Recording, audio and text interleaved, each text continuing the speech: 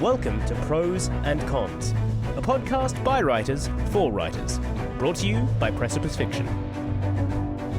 Precipice Fiction would like to acknowledge the people of the Eora and Durag nations as the original custodians and storytellers of the land this podcast was created on. Welcome to the Prose and Cons podcast, a podcast by emerging writers for emerging writers, because sometimes we feel like prose and sometimes we feel like cons. Today we have this super amazing, eclectic, extraordinary group of writers coming all the way from New Zealand. We have Paddy, Boylan. Hello. From sunny Barcelona, we have Phoenix. Hello. And the one, the only, fresh off a sale, which I will not ruin because I don't know if I can, is Alex Eldridge. G'day. Well, first of all, I'll just drop it that Alex, you sold a story. That's important. Did. Yes, it's very exciting. I have been, look, you know what the publishing world's like, so until it's in print, I'm going to be a little bit, but no, I sold a story to the Big Issue, which is quite a big sort of publication in Australia. But yeah, it's quite a big issue, that's right.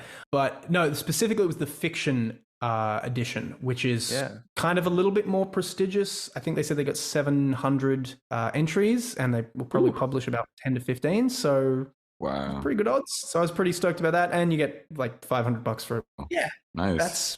That's pretty exciting. I'm pretty That's happy. really cool. That is good. I still think you should serialize it.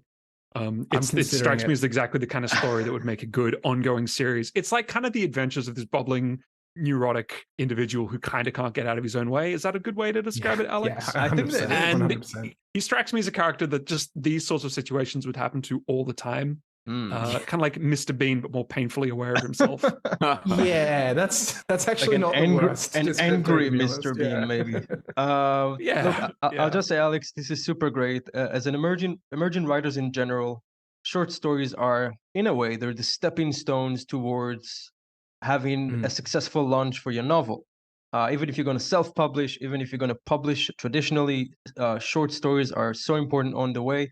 And honestly, they're a really good way to craft your writing, to just get better, even beyond the recognition and having more things to put on your resume. Absolutely. With that being said, we got a really cool podcast coming today. We're going to discuss settings, as the title of the podcast would probably let you know. But before that, guys, what have you been reading? What have you been watching? What has been occupying your time? Let's go with Paddy, who's smiling, waiting for me to suggest him. James recommends a lot of books, and James recommends a lot of books that interest me in particular. And like a year ago at a party, James recommends, between us drinking large quantities of beer, this book called Imperium by Robert Harris, who's a historian, I think. I've already read one work of his called Conclave, which is about the election of a pope, which was really good. He does like a lot of halls of power drama and like kind of political machinations type stuff.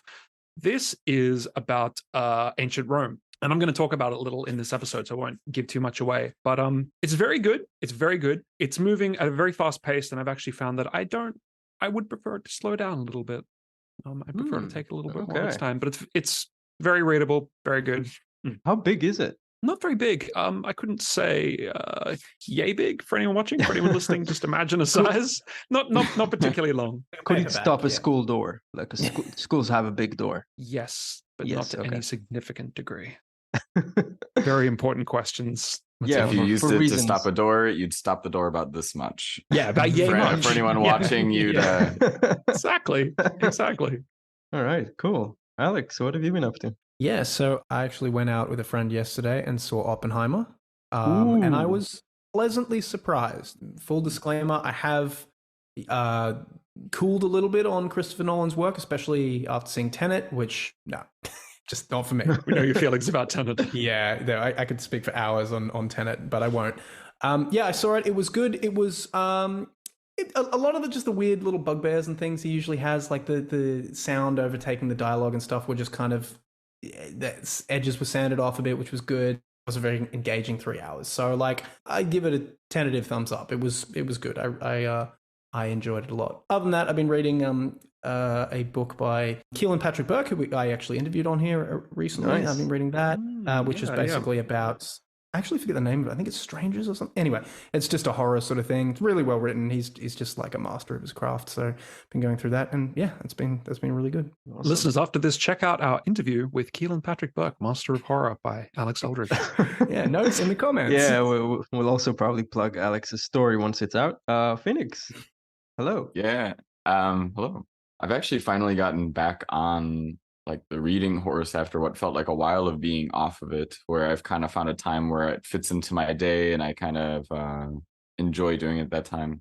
So I've been going deeper into Frankenstein for that, been plowing through it. Also, I think what happened is it took me a while to like officially get into that book, but it finally happened about halfway through. There was a moment where I was like, ooh, like I really like I fell into the story, and that felt great. What was the moment? Spoilers for Frankenstein. Yeah, so it was it was the moment where Frankenstein is talking to, or Frankenstein's monster is talking to him for the first time, and he's telling his story about how he was observing the family in the cabin from his like little crawl space, and he was like learning. It's how he learned language, and how he learned a lot about the world was through observing this family. And something about that small space and just like observing this family through this little hole in a wall, like I don't know, I love stuff like that. Just like tiny, the setting's not doing much, like there's not a lot going on, we're just gonna watch this little family do these everyday things. Like that's right in my wheel. That's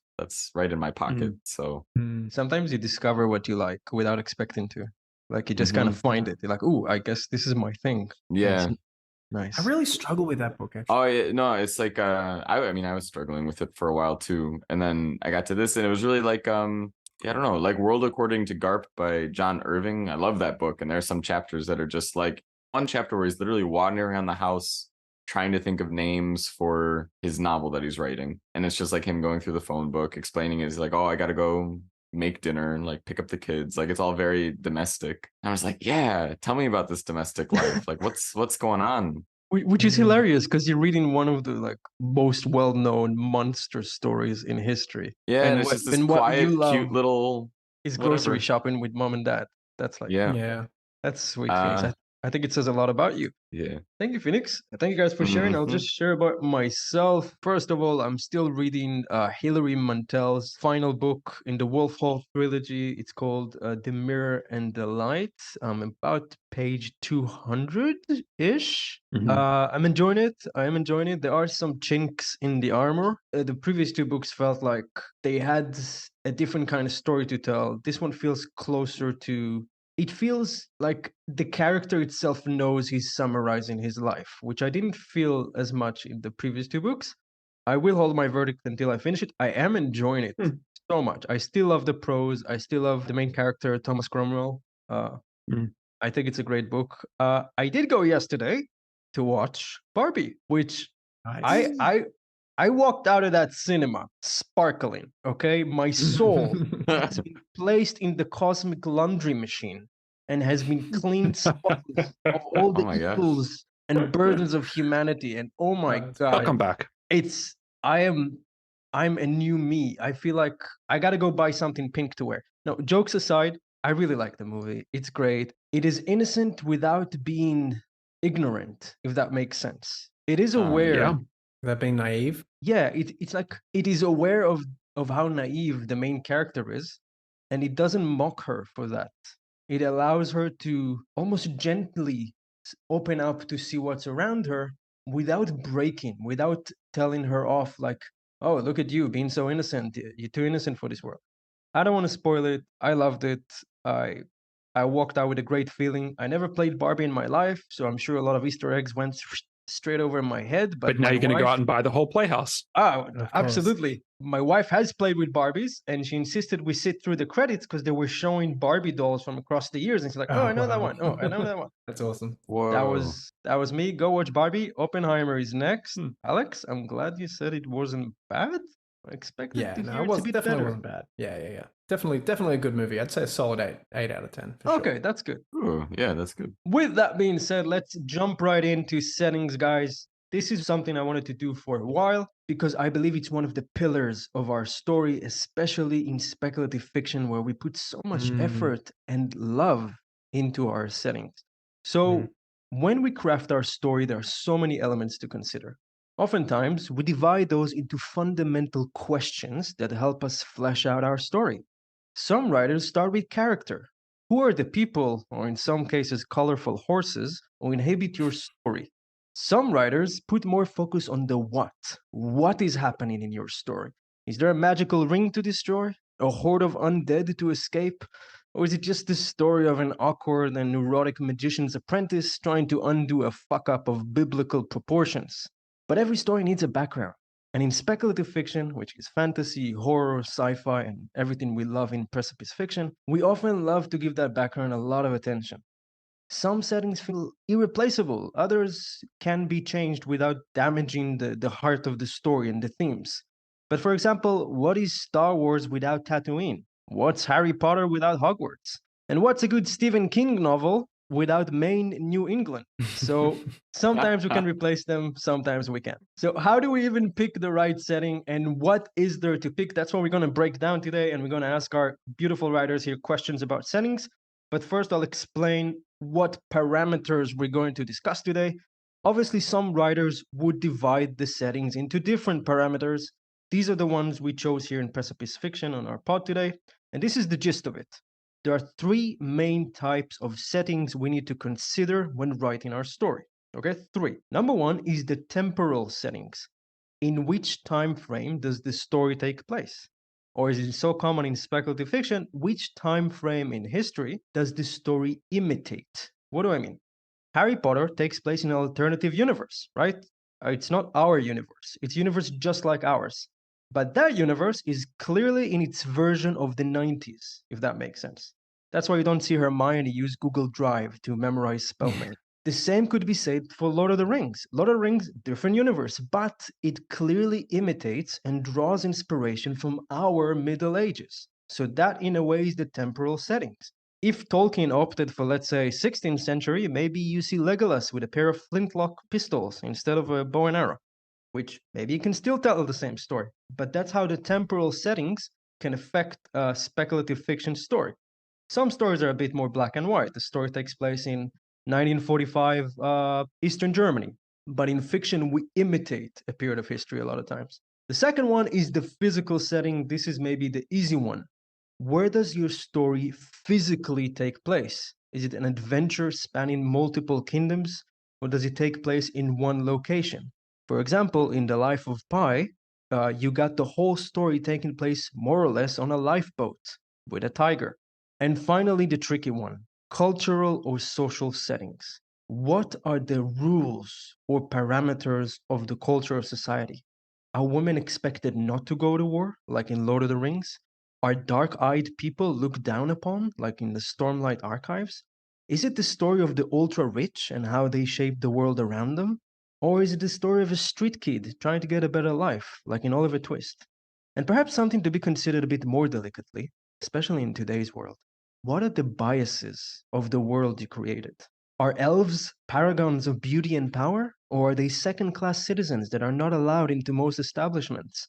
Are your orcs mindless pawns? Or are they a people with their own needs, desires, and even humanity?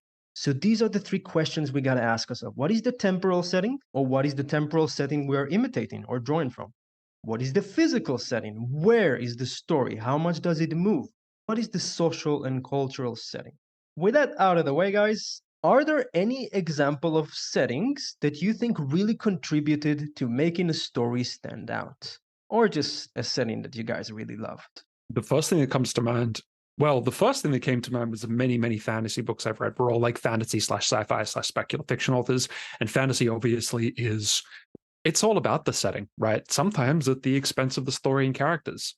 But Alice in Wonderland. Ooh. What's interesting is it's all just Victorian objects and tropes. There's teapots, there's croquet, there's the Queen. Really familiar things. But it's the snow globe is shaken up and everything gets thrown around. So it's all recombined into the fantastic. And yeah, it's for children, but it's mad. The setting is like the whole story. Alice in Wonderland, it's more like Wonderland, and Alice is there. It's even in the title. Like that's how big it Yeah. is as part of the story. Alice it's meets a great one. Wonderland. Yeah, it's like Yeah. it's a fever dream. Yeah. It is a fever dream. And this topic, when I was thinking about it, made me think like, yeah, there are certain stories where it is about the setting. The setting is like 90% of it. And the consequences of that setting, what the characters do as a result of that, is just how the author explores it. Yeah, Alice in Newtown doesn't hit as hard, does it? It's a different way. very Actually, different pretty weird. story. Yeah. Yeah, it's a very different story. I'm gonna be really like wanky and epigrammatical here, and suggest something, because I always think of settings. Settings usually inspire me to write stories. I usually think of a place and then I'm inspired to do that. But then I populate it with characters. So I'm gonna put out a little thing here and say the setting asks the questions, and then the characters provide the answers to it. Ooh, That's okay. That's That's a interesting. frame in which to look at that from. So, for example, like, I don't know, if you look at, let's say, Lord of the Rings for lack of... No, let's say Dune. Let's say Dune. Dune is It's easy a to Dune, think of. yeah. It's on a big spice planet. It's on a big desert sort of thing. All the sort of machination just sort of set up.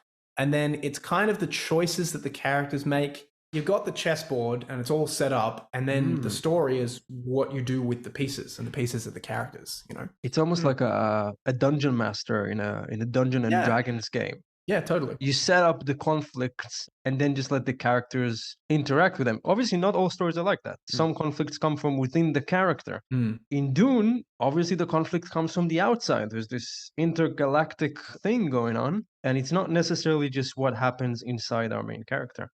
Just off of what you said, Alex, I love using this reduction of storytelling as a tool, is imagining, I've said this before on the podcast, but I think about it all the time because I think it works really well. Just like imagine going out for the day and something happens, and when you get back, you want to tell your mom about it, because in the end, that's storytelling. You're telling a story, but it's just, and if you can map a story to the story of what happened to your day. Like, all right, you got to tell your mom what happened. So in order to tell your mom what happened, in order for her to feel just as excited as you have to give her the context. Who does she need to know? What does she need to know in order for the drop of the story to feel significant? And that's all we're doing in a story anyway. We're setting up context. We're setting up setting. We're setting up the people. Who do we like? What do we need to know about them? Who was there? And then we drop it all in. What happened? So the setting is just like, you know, if you're going to the mall, it's your setting is the mall. You need to know, and your setting is the greater planet Earth as well. Like, you have your setting, you have your cultures, the space, the temporal, all of it's there. And then the next thing that happens for the story is something needs to happen. An event kicks it off, or a moment of intrigue happens. And then it's just that moment of intrigue playing out amongst your characters in this setting. Like, you have your setting, your characters in it, and then that's your petri dish. And then you drop in an event or an idea, or something pops in, and that's your story. Phoenix, I don't know if I should use the word challenge, but I'm going to question you, because You're your story... Say it. Just say it, Matan. I'm going to push you to the edge, buddy. Okay. Your story, your award-nominated story, is a good example of mixing three types of settings masterfully, because you got temporal setting, right? In your story, Enter Elias Schmidt. You got this temporal setting that starts in an alternative history of ours that is very recognizable, and goes into a temporal setting in the future, which is less recognizable. And therefore, the cultural setting has been altered dramatically by the altered temporal setting. I hope I'm still making sense. And then you go actually into having a pretty traditional physical setting for the final act of your story. So I'm challenging you. If we moved your story to a different temporal zone, could it still occur in the same way? If it didn't start in the 50s and end up in an alternative contemporary time, could you still tell that story? No, I would say not, just because the setting was key for it. It was that particular moment in technological development that set the things off. Yeah, so it was like, based off of what I was saying, it was like you have the 1950s, and then it's like, and then what happened? Our story starts here. This guy had this idea, and then from there, you blow on it and you see what happens. But no, you couldn't do that in another time. That was actually one where the temporal setting was very married to the plot. Yeah. and building toward the current setting. I mean, like you say, Exactly. you start in the past and end up in the future. Thinking about it, I haven't read many stories where at the beginning you see how the setting became as it is. Often we just start in the setting as it is. But in yours, you started in one setting and then showed us how it became another. So by the time we get to the science fiction setting that it results in, I think we feel more invested because we know exactly how it got there, the quirks of fate and history that ended up. Well, I'm not going to say what happens. You better read this award-nominated story by The new Phoenix. Mythic is available on Amazon. It's an interesting approach to setting. It's showing how the setting fractals out from like the original seed to become the one that the story proper will take place in. It makes us accept the alternative contemporary setting because we see how it came to be. Otherwise, if someone told me, it's not 2077, it's actually 2020, and this is what's happening, I would be like, wait, but why? Or if they just told us, like, this is a world with humanoid robots, like, okay, we've seen that before, cool. I mean, that's nothing remarkable. But you showed the really interesting evolution to how we got there that made it different. It almost reminds me of Isaac Asimov's Foundation series, in which it shows the development of how it went through. And you sort of did that the first arc of it is sort of, it's very much like God's Eye View and just like moving through it sort of fairly quickly. I think you did it within like 1,000 words or so. And then it drops into the more intimate third person where it's just like, okay, these are the characters that are then going to flesh out where this is going, you know? For my next question, actually, I wrote it down as 2 and 2A. I'm going to combine it into one. Question 2 was, do you think there are any tropes that should be avoided in our genres when we make settings? Question 2A was, do you have any advice on creating settings that is fresh but still scratch that itch that the readers are going for? Because if they want a fantasy swords and sandals thing, you should give them the swords and the sandals. You shouldn't like leave them waiting for it.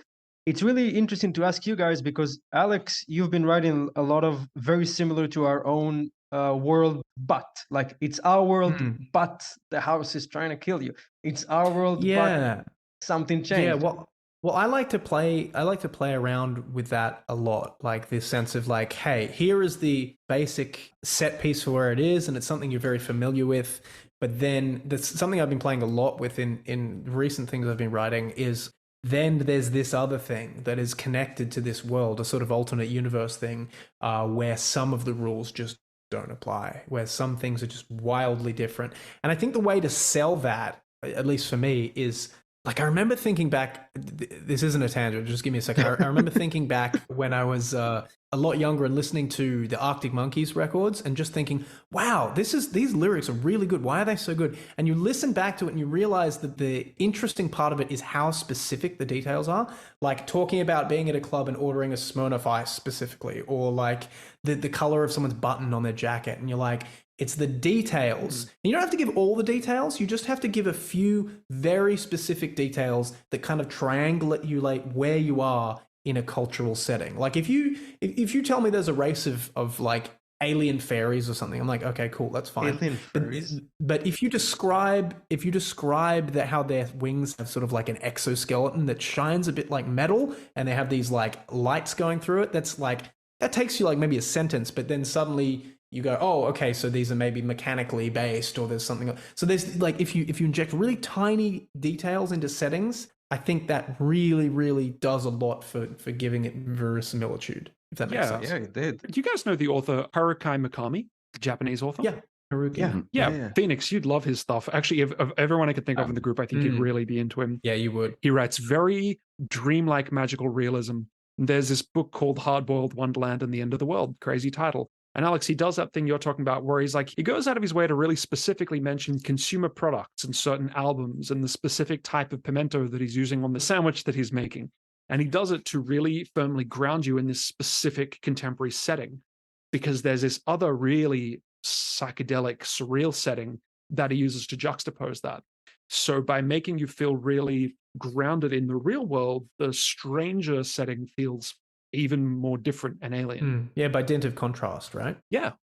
But he does those specific, like mentioning brands, mentioning specific music artists. It's Yeah, I'm a big fan of that. But is there like a sci-fi or fantasy setting trope that you're like, this again. Again, there's a secret guild of assassins with hot chicks and daggers. Like, yeah, I watched the Dracula by he was the showrunner for Doctor Who for a while. the and it BBC starts Dracula. it starts off really good. Like the Yeah, it first does. episode is amazing, like really good. Then as it goes off, it's like, oh, there's a cult of secret people who want to rule the like it's the most vague, but yeah, I think like secret cults and just generic like, oh, is a conspiracy theory, that's one that really grinds my gears. Wouldn't say you can't use it ever, it's easy and cheap if you just like, oh yeah, there's a secret cult and that explains why things have been happening the way they have. yeah it's like a what's the word, it's a Cliche? Yeah, it's sort of It is a cliche. Yeah.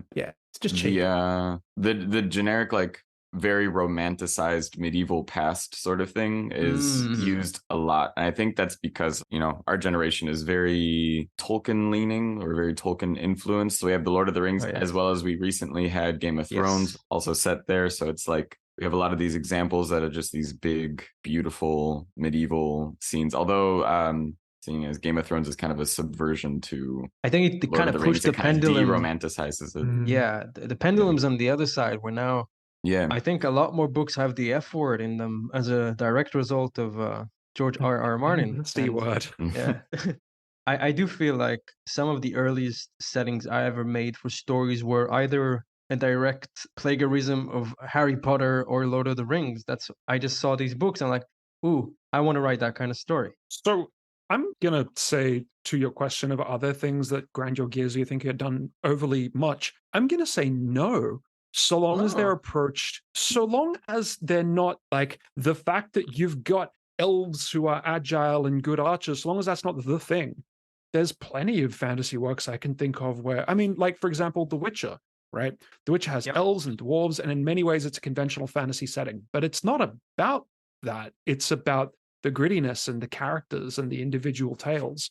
I think if you've got that stuff, like let's say writing a space opera and there's like spaceships with warp drives and they go to different planets, stuff like that, that's fine so long as that's not the main attraction, so long as that's not like what you're making it about. If that's all backdrop for the characters, then it's a really good shorthand that lets you not have to reinvent the wheel and describe all of this new setting stuff. If you can just go, yeah, there's elves and dwarves. Yeah, there's knights. That way the audience just knows what's going on, so you can move on to, telling the story. Yeah, it's definitely that's what I was thinking around like the medieval setting. It's like, seeing as it is so done, it's like, I love it, like what you said, it's a shorthand. It is like the audience will be right there with you as soon as you mention a few key things. It's like, we know exactly where you are because we're all, culturally we're in the same place. So it's like, it is a great shorthand to get an audience to someplace very quickly. So it's almost like, because you're like standing on the shoulders of previous authors and you could kind of delve deeper into some other things, you could explore the setting a bit more nuanced. And that's kind of what you need to, well, obviously you don't need to do it, but it's kind of like, that's the opportunity that's there for you. If you're going to go into these settings that are kind of very, very firmly established, try to break new ground. Like, what are you exploring there and what's going on? Brings that new life to it. I really like what you said, Paddy, and what Phoenix expanded on, which is, it is all right if you take a setting that has been done before, but do try to shed new light on it, or just focus on other aspects of the story that are not just you trying to have your story be carried by the fact that people like to read that specific kind of setting. They feel like reading the spaceship story, okay, but give me something that I either haven't seen or just really executed well. As far as imitating historical periods of time, especially now reading Wolf Hall and Hilary Mantel, I gotta give a piece of advice for some of the writers. If you're gonna write a story, a fantasy, a sci-fi that imitates a time period, the more you know, the better your writing is going to be. Now, that doesn't mean I want an info dump on page 3 explaining how how a horse is being treated, patted down, cleaned up, given his oats and all that stuff. But even the more you know, the more authentic details you can give me. Like Alex was saying before, you can triangulate me with these little details and make me feel like I am somewhere real, and not like one of these plays in theater where the whole background is just painted on cardboard and you feel like, yeah, it's supposed to look like a castle, but it ain't.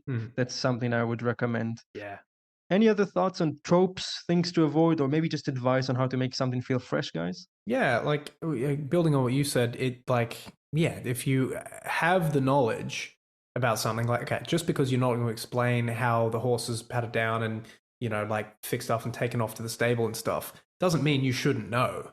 You should know and then be able to say in one sentence something that conveys all that is required of that, Patrick Rothfuss has a really good quote about this, and I think he takes it a bit far. He's like, if you got ore in your thing, you should know all, like, about the whole process of where the ore is going. And I'm like, well, that's maybe a bit much. But Patrick Rothfuss took 14 years to write a book, so... Yeah. But look, there's something to that. It's a very good book. It's a very, very good book. Yep. But yeah, you should know. You should have some idea of what's going on, because then you're going to be able to convey what you're saying in a tiny amount of information. It's a condensation thing. It's a being able to convey a lot of information within a very short amount of time, and not have it feel like an info dump. So how do you get that information? Do you just do you go to the library and you sit down and you read a book? What do you guys What's a library? What's a library? What do you mean?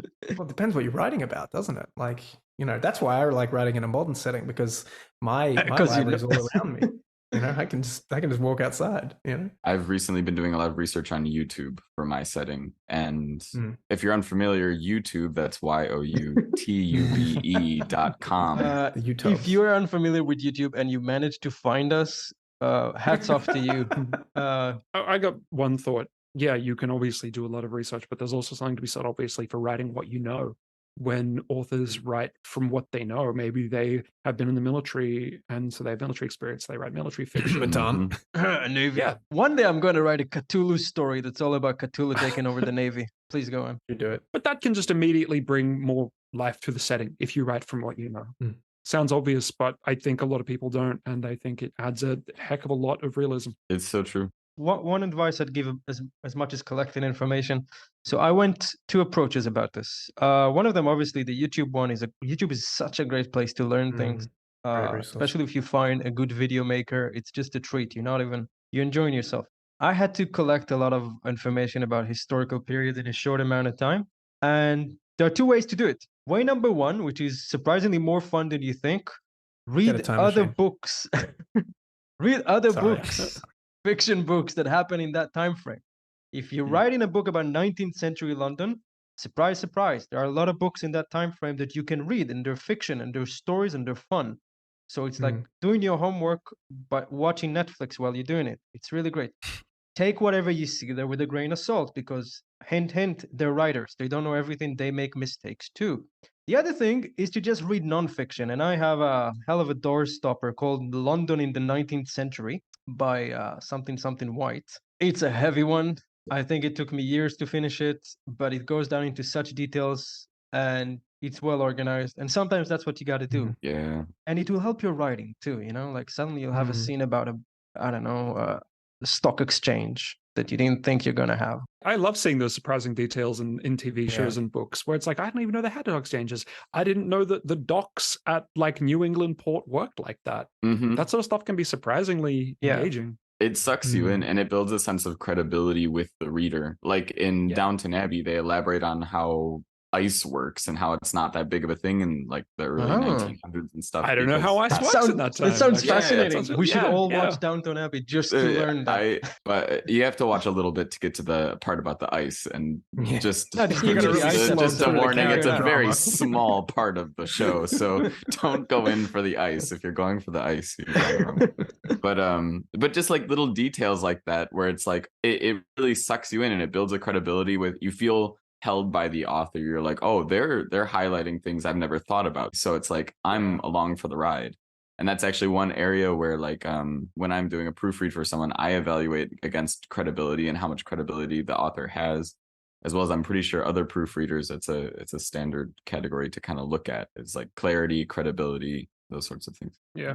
I remember with my book, I've got my main character working like a cinder block plant. And I wanted to really, I spent a good few days just drilling into like how cinder blocks are made. I don't have any knowledge of cinder blocks. I'm not writing from experience, but yeah, I went a little crazy with it because I love research. I didn't know if it was too much information. Oh yeah. I was a little bit nervous about bringing this to the open genre group where we read out our stuff. And everyone was like, oh, that was really interesting. Yeah, I had no idea. It's just cinder blocks. Like they're the most mundane thing in the world, but if you drill down into the details, it feels really real. Like, yeah, this guy definitely makes cinder blocks. You just told me exactly how they're made. You know, He definitely does. I that. have He does. I have a teacher at university. I do a Bachelor of Literature, and the head of the creative writing program, he gave us a meeting once, and he said that he wrote a book, and he wanted his character to have an emotional meltdown. So he went to his own psychologist, and he said, like, hey, what would it look like if someone has an emotional meltdown? And they spent like several hours over time, like describing all the details of what would it look like. And in the end, he didn't even use it. But sometimes research can even take it to the point where, you know what, I don't want to write about cinder blocks. But do the research and find out. And that's my point. Because then you'll see, is it the right thing for your story? And in Paddy's case, it was, because the blocks are in. Yeah. With that being said, I do want to pop in one last question before the game, because there is going to be a competitive game, as usual. No, I know we have some architects in the room. It's really just me, isn't it? Or Paddy, are you an architect? Is it just me? What? And not literal architects. Neither of us are architects, Matan. I'm really sorry to tell you this. You're not actually an architect. Like writers that plan, okay? Not literal architects. Oh, okay. Oh, okay. Architects and pantsers. Come on, I didn't know guys. you were It's an not the first architect, time. Matan. Yeah. Does Ali have an architecture degree? I don't know. Okay, am I in a room with a bunch of pantsers? Because I need to know before I ask the question. No, I plan. You're a hybrid. semi-pantser. I'm a hybrid. A half-breed. Yeah, Do you have your a little bit? Do you have your Sort of. settings fully fleshed out before you start, or you just kind of roll with it? Like, do you discover yeah, what pretty much. century you're on as you go, or how do you do it? No, I definitely have stuff planned out. Like I said before, so settings usually inform or inspire the story itself, depending on what it is and how long it is and stuff. But no, usually I'll be walking along, I'll see something like, oh, that'd be cool. Like one of them was set at a gas station, and that played a big part of that. Could I have set that somewhere else? Probably, but it wouldn't have had anywhere near to the same feel. You know, one was just the book I wrote actually was like set just near to my parents' house and like a little lagoon that's near there. So yeah, I would say 95% of what is happening is kind of set up before that. Before I let the other two jump in, Alex, I want to ask you specifically, because you have your manuscript Challenger. I don't want to spoil it because one day it's going to come out.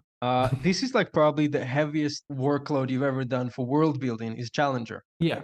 Because you created a world that is, it's nothing like our own. It's like way further. I mean, it is like our own, but it is very Australia. How solidified was this world before you started typing chapter 1, and how much of it came later? I'd say a lot of it, because the way I actually write is that usually things will come from a seed. So I'll do a short story first, and in this case, I did one called, I think it was called Oceanland, and it was about like this aquarium in the middle of this like post-apocalyptic city that had like a mechanical killer whale as the main attraction. But like, I read that one. Yeah. So and that it goes 100%. Yeah. And 100% came from that. So the setting, I was like, well, okay. And then they have like big tubes that go over the city, and that's kind of. So yeah, I'd say a lot of it was like, I didn't have a map or anything. I'm not a map drawer. It's not my thing. But you'll never find a map at the beginning of it. I have a map room. That's fine. I appreciate that for some people it's really integral to it, and that's 100% cool, but it's just not my thing personally. So I had this like really like, I figured out like how people would get to parts of the city, and there was teleportation, and sometimes you just like take this big tube that was like protected from radiation and stuff. So like, yeah, the answer is a lot. A lot of it was already pre-planned out. So there wasn't a lot where I'd have to sit down and go like, what about that? That was more plotting sort of stuff. So yeah. Fair enough. Phoenix? I actually, this is a funny question to answer at this time, because one of the big works that I'm working on right now, the setting is something I'm actively exploring, because the book more so was inspired by an idea, a certain like evolutionary circumstance that sort of, so from there, I'm actually, and it was inspired by a short story as well. And in the short story, the setting is actually dramatically different from the setting I'm exploring in the larger work. And I'm not divorcing the two. Like I'm actually bringing them together. I actually am trying to weave in two different cultures that kind of very heavily contradict one another. So it's a very muddy setting, and I'm actually exploring it and thinking about it as we're talking about it right now, because it's like a lot of the greater world research that I'm doing to help flesh out the world is actually more so like geographical, more scientific based research. Like I do have a map for my world, and the map has actually greatly informed. The map has actually greatly informed a lot of the setting and a lot of the cultural implications, because you have certain mountain ranges and certain locations for where there are bodies of water, and based off of that, like I actually did a lot of research into global wind patterns and how that shapes the terrain and things like that. So wow. yeah. I don't want to spoil it because you have one of the most unique settings I've ever seen, and I don't want anyone to steal it. It is very unique, but it is such a hard mode kind of story to write that. It is like writing with your hands tied behind your back, because the setting affects every single scene. It's like I can have a setting of medieval England, but I can still have two blokes sitting in a pub, and it would be like any other two blokes sitting in a pub, except that they're drinking from 10 cards and not pints, or maybe they are drinking from pints. But your setting is inescapable. Like it has to affect every single thing that comes out of your keyboard, right? Yeah, well, the thing is that in terms of like I'll call it the condition. In terms of the condition, the point that's informing these things, that's actually not a very crippling thing for me, and it's actually making things inherently easier because it affects how I describe everything. So it's like it's actually a pretty great writing prompt that actually, in general, I'm not going to say right now because I do want to keep it kind of on the download. We're still having some time together, so I'm not going to bring that out right now. But like, I do want to recommend it as kind of a writing technique, is like, it's kind of like deprivation in order to enhance how you describe something. Because in the end, it's like, you don't need to describe it. It just changes your pattern of thinking about certain objects kind of inherently. So here's a challenge for fantasy writers. Describe your characters without describing the color of their hair. Let's see you do it. Or their eyes. Or their eyes. But in terms of the actual world and like what time it's in, I've really put myself in quite an interesting space, and I'm actively exploring it as I go. The setting was not fleshed out at all from the start. I just love your attitude about it. It's such a Phoenix attitude to it. Like I would be here with a half-finished bottle of vodka, like complaining to you guys, why did I do this to myself? And you're just sitting here, it's actually kind of nice. Paddy, you want to finish us off on that? Yeah, I got my start in writing basically by being a forever DM, dungeon master. We mentioned Dungeons and Dragons before. I actually play the game and have for a very long time. In the world of Dungeons and Dragons, there's a tendency for some dungeon masters, who are the people that run and make the game, and people that want to be dungeon masters, to endlessly just make content for their world. They make these huge, elaborate, sprawling settings that the players are never going to see. I'm on this Facebook group called the World Builder Sanctum, where a lot of people just endlessly iterate and make these worlds that I really doubt most of them will ever see the light of day beyond that Facebook group. If you enjoy doing that, that's fine. But I think there's a trap you can get into with world building where you need to plan out everything. You need to know exactly what the world is going to do. And I think maybe because I've gone down that path myself a little bit with dungeon mastering, and be like, oh, no one cares and no one's seen this stuff anyway. Now my world building, my settings are all just a function of the plot. I tend to write to theme. I'll have like a central theme or idea that I want to explore. And then the world comes out of whatever is most useful or conducive to exploring that theme. That's how it is. What's the city like? Yeah. Well, if it's run down, that reinforces the theme, so I'll make it run down. Stuff like that. Nice. So no, I don't put a lot of thought into world building. It happens as just a functional part but of... you do world build a lot. It's just your attitude towards it is more organic. Like, what will reinforce my theme? Like you said, if the city is run down, it's not like you ignore the setting. Your setting is actually very vivid. You just, I guess, the way it comes out of you. I describe it as functional more than organic. Yeah. The world building is just totally functional. It's in conversation with the theme. You know, that's there we go. That's a nice term. A reaction, yeah. Well, it's a conversation, but it's one of those conversations where someone's just talking at you and you're just listening and nodding. The setting is listening and nodding to what the theme is saying. That's true. I'll just say before we jump into the game, my world building, my setting building, I do a lot of research beforehand, temporal, cultural, all that kind of stuff. but I am very, very flexible with rewriting and reshaping my world. Pretty similar to what Paddy does. Like maybe I will have a Word document with 50 pages explaining the economy, but if at some point I'd feel like, you know what they need? They need loans from goblins. Then suddenly there will be loans from goblins in my book, and I will be open to it, even if it means I'm in conflict with my Word docs. So that's something that works for me. Any last comments? Matan, can I ask? Yeah. Do you find that once you've done the Word docs and things, and then when you get to the writing part, do you find that you do draw on that a lot, or does it often just you'll take a left turn and you won't use that material? I feel like the Word docs are like me speeding up my DeLorean to time travel. Like I need that momentum. Like I leap off the Word docs into you use the it main... to get ahead of steam. Like, okay, yeah, fair enough. That's fair. To rev up, to get myself drooling. Like, man, I want to write this book. But That's how many times do I go back and look at them? Not all of them, not often. The maps I do, because street names and stuff. Yeah, sure. Yeah. All right. I believe we have arrived. Are we ready for the game? It is a competition. Okay. Let's do it. Hello and welcome to it's loading. To the setting game. Woo! Oh, it's beautiful. Yeah, Nice. we have This is James's nice. name because James was supposed to be here, but he's not, but that's fine. Here is the game. I will give you a hint. Either a physical setting, a temporal setting, or a cultural setting. And you have to say which book I am describing. Now, some of them Whoa. are going to be super easy. For example, if I tell you a story happens, actually, I'm going to save that for number one. Number one's going to be easy. Do you understand the rules? Do we Yes. ding in, or like how do we just yell it out, or You yell it out, and I write down who had it. okay? Whoever's If- loudest gets the answer. Yeah, Mhm. it's always whoever's the loudest. If the physical or cultural setting is not enough, I will throw in another one, if that makes sense. Yeah. All right. Yep, cool. The prize of today is to be the host of the next podcast. So whoever wins, be ready. Okay.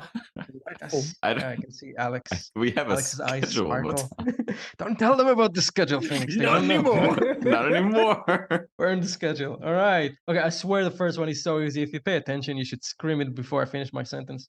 Actually, Right. don't scream before I finish my sentence.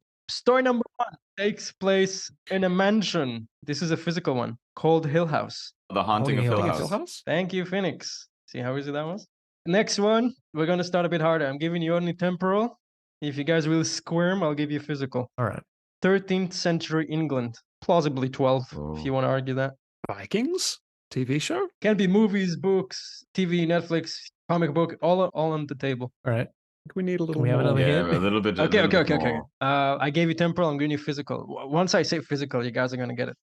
A beautiful evergreen forest outside Nottingham. Oh, Robin Hood. Robin Hood? Who said Robin Hood first? I think it was I Alex. mean, Alex, or was it? It's up to you, Matan. I can't I'm giving it to Alex. I heard Alex saying Robin Hood as I was saying it, so that tells me he said it first. All right. thank you for that vote of confidence and candor, Phoenix. I am a gentleman first. I'm giving you the next one. Easy peasy. All right. This one happens. Oh, it's so easy. I should have started with that. This one takes place in a galaxy far, far away. Star Wars. Star Wars. That's Paddy. Okay, we're heating up. It's not gonna stay easy. All right. Bring it. This one happens. Okay, I'm giving you physical setting. Scotland. Oh, Highlander? Yeah? No? That's the name of the book. Okay, do you guys want cultural or okay, I'm giving you temporal settings. Temporal, okay? Okay. 90s. Oh, train spotting. I should have put that. Oh. No, it's not that one. All right. Outlander. That's the name of the book. That's what I wanted to say. Not not that one. Highlander. Okay. Outlander. Okay, you ready for the cultural one? Yeah. Mhm. Okay, be ready to scream your answer. It is culturally acceptable for 11-year-old kids to live in a boarding school without their parents. All of them. In Scotland. Harry Potter? In the 90s. Harry Potter, thank you. Wait, that's not Oh, Scotland. Surely. yeah. It is. Is it? Hogwarts is in Scotland. it? Yeah. No. Well, I guess Hogwarts is in Maggie Smith has Scotland. an Edinburgh accent in it, but I wouldn't have guessed that. They're Oh, all. fair Hogwarts enough. is clearly Scotland, guys. There's I like wouldn't have one. guessed. J.K. Rowling is from Scotland. What do you mean? There's one Scottish she's person not. at She's Hogwarts. British. Well, Scotland, my friend, it is part of the UK. Yeah, Not but it's not. Britain. You're gonna not get part in of trouble for Britain. that. You're gonna get Mitchell. cancelled. All right, Wow. I Wait, should have Cancelled. said UK. Hold on, pause the game. There's one guy with a Scottish accent, and it's a big deal in the book because it's Yeah. Seamus. Like he's the only right. Phoenix, Scottish the one. important thing is I got it right. The important Okay. thing is I got a point. Can't we Can all we- just come Is he together Irish? around that? Guys, Oh, I am. yeah, no, this he's is a 100% that's 100% dictatorship. an Irish This name. is not Okay, a. I don't know what you thought it is. It is a dictatorship. All right. Okay. All right. Okay. Let's keep going. I was gonna say Harry Potter when you said 90s, just because it's 90s, but I was Yeah, like, there well, you it's go, yeah. Scotland, so it's Well, I not. thought I had a good guess Ooh, with too train slow. spotting. I thought that was a little. Wait, off physical. The physical settings is a hotel in Shining. winter. Shining, Wow, that was. I didn't even The get Grand to the other ones. Budapest Hotel. Okay. which is a great film. Shining. Yes. Paddy's 3. Okay. Next one. Mhm. The story takes place in a dictatorship led by a queen. That's the cultural. A very violent queen. Oh. Alice in the- Wonderland. Alice in Wonderland. Yes, yes. Oh. The death penalty is allowed. That was. I was my gonna next- say The Lion, the Witch, and the Off with Wardrobe. her head. Yeah. Okay. Yeah. Also. All right. I didn't even get to the one about the rabbit hole. Okay. I'll let you guys pick. What do you want? Cultural, temporal, or physical? Cultural. Cultural, yeah. I like it. Cultural. All right. Jazz era. Oh, Great Gatsby. What? No. Have you seen my page? Because there's no way you just got that. Come on, Matan. You have a staple. You got a list, man. How'd you get that? It's probably like a really good testament to how good the setting Yeah, development is in that's a- Great I Gatsby. literally True. just To said associate the jazz era with this one book, like this guy Alright. nailed the setting. Phoenix, you got some catching up to do, my friend. I'm still salty about Harry Potter. I'm not gonna lie. He's typing in like, is Hogwarts set in Scotland? It's 3 for Paddy, 3 for Alex, and a very good one for Phoenix. Okay, It's a Mm. good one. It is a good one. I'm gonna give you cultural. Kids can do whatever the hell they want. Jimmy Neutron. Lord of the Flies. Wow, that is very differently. Peter Pan. Yes. Oh, good nice Paddy. one. Yeah, good one. What did you say, Phoenix? Jimmy Neutron. I was There's just gonna say the Jimmy Neutron and Lord movie. of the Flies is Yeah. very different. Kids can Oh, do that's a whatever deep they cut. want. That's a Yeah. deep cut. Yeah, it's a deep Yeah. cut. Yeah. All right, we got cultural, and physical for the next one. Which one do you want? Physical. Physical. Africa. Blood Diamond? Black Panther. Where the crawdads sing. You guys really overestimate my backlog of reading, don't you? Like you guys are making me Heart of look smart. Darkness? Okay, I'm gonna be more specific. Once I say it, you guys should be spitting out the answer. Pride Rock. Lion Oh, King. Lion King. There we go. Boom. Okay. Sorry, Here we go. The Lion King. This is fun. Okay. Yeah. All right. Ready? Yep. Physical, cultural, or temporal? Cultural. Cultural? Okay, what on? Our Temporal's too culture. hard. Our culture. Oh, Our culture. okay. The slap. The slap. Or I mean, our culture. Kill Bill. I'm sorry. I'm gonna give you temporal. I don't actually have a cultural for that one. I'm gonna go out on a limb and say 19th century. No, 20th century. Between 1800 and 1900. Yeah. Frankenstein? Okay, I don't know. that's not gonna fly. Downton Abbey. No, this- that's after. The story begins in You Spain. mean 1900 or the 1900s? 1900. Okay, guys, let's do physical. We're gonna have to do physical here. Okay. There's only really physical for this one. I don't know what I was thinking. Starts in Spain, goes to Egypt, goes back to Spain. Oh. Spanish The Inquisition? Mummy? Does the mummy start in Spain? I don't think so. I don't know. Go to More, Egypt. more specifically, from the Andalusian hills to the pyramids. No, I got nothing. Come Can we have another one? Or a clue. Cultural setting? A cultural settings. Without saying the name, the wind is a sentient being with powers that you can pray to. Oh, The Alchemist. Yes. Oh, yeah, Let's okay. go. It's been ages since I've read that. It's a good I one, don't know though. what that Good is. job, Phoenix. All right. I really only have physical for the next one. I'm gonna save you the question. Colombia. Narcos. That's what I was gonna guess. Okay, I'm gonna say the name. No, I'm gonna say the name. Let's see who read this. 1,000 Macondo. Years of Solitude. Oh, First of all, 1,000 years of solitude would be unbearable. 100 Years of Solitude. Thank you. Okay, I'm off I'm by. still giving it to yeah. Paddy. Or should I Yeah, give it no, to- Phoenix He's only got off that. by, yeah. I was off by Off order of by a magnitude. 0? It's fine. So we giving Phoenix or Paddy the 100 years of I solitude? was saying I would give it to Up to you, Paddy man. just because. I think it's Paddy. I think Paddy got Yeah. that. I think it's 1,000, a million, whatever. He spent a long time by Who himself. needs to know yeah. the name of that? Well, Gabriel Garcia Marquez. I'm happy to announce that we have a winner. Paddy. Wow. Yeah, first to 5, and I'm out of things. But that was Very it. good. Very well done. Paddy, I'm very proud of you. I always believed in you. The like winner to of the thank setting God. games and the host of the next part. So I hope you have something. All right. Thank you guys for coming on. Thank you, listeners, for listening to all of our discussion about settings. Before we go, I'll just say we still have the new Mythic on Amazon. Please look us up. It's such a great anthology of stories, twice award nominated. At some point in the near future, we'll link you up with Alex's sold story, The Big Issue. Whether it comes digitally, I'm not sure, but it can be ordered, right? Yeah, we'll find a way to do it. It's probably online somewhere. And finally, please, if you enjoyed even a fraction of our mumbling and muttering, please leave a review on the Pros and Cons on whatever platform you use. Spotify, Apple, whatever. Just leave 5 stars. We'll be very appreciative. And hit us up. Email us, comment, tell us what you'd like to hear from us. Thank you for listening. We were the Pros and Cons podcast. I got something I gotta say, Matan. And please, Phoenix. Hogwarts is in Scotland. Yes! I knew it. Wow. I looked it up. What's the point? Wow. You know? And with that, listeners, with my final and complete victory, I bid you goodbye. Goodbye.